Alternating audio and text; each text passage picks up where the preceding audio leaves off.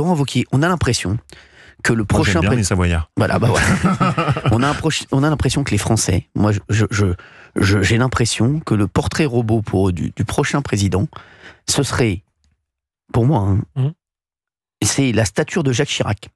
C'est-à-dire vraiment, voilà, je le sens comme ça, avec un petit peu un zeste de Donald Trump. Un zeste, je dis bien un zeste. C'est-à-dire quelqu'un qui peut renverser la table.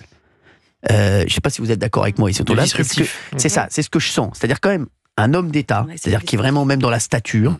C'est ce que veulent, je pense, c'est ce que veulent les Français maintenant. Ils veulent revenir à ça. C'est pour ça que même Michel Barnier, il avait une petite cote. Rappelez-vous. Mais aussi, bah oui, parce que il faisait un peu, voilà, il était un peu, début, voilà, il était un peu dans la lignée des Chirac, un peu à l'ancienne. Il était digne. Exactement, était très digne. C'est ça.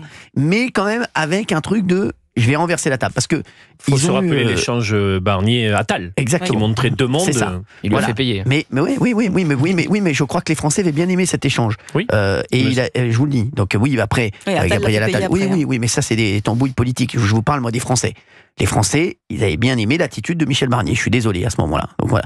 Laurent Wauquiez, est-ce que vous êtes d'accord avec moi là-dessus? Est-ce que vous pouvez être celui-là? Parce que c'est vrai que vous, on se dit, Laurent Wauquiez, moi je pense que vous avez cette stature.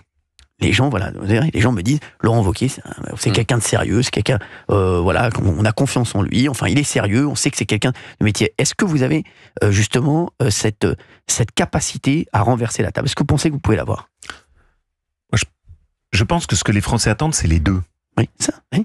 Ils veulent quand même quelqu'un qui les écoute et qui les respecte. Et qui les rassure, oui. Ce qui a manqué à Emmanuel Macron. Et je pense que dans ce qu'ils aiment chez Chirac, c'était ça.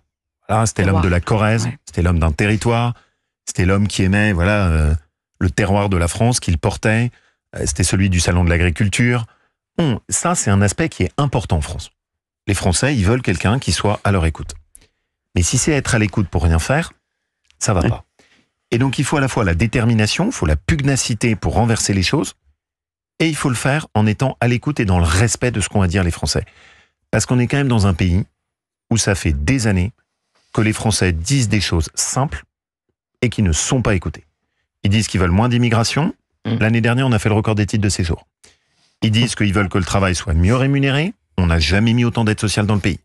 Ils disent qu'ils en ont ras-le-bol des normes. On multiplie la bureaucratie. Oui. Et donc, ce qu'il faut, c'est cette détermination. Et voilà, moi, il y a quelque chose qui me marque quand même chez Trump.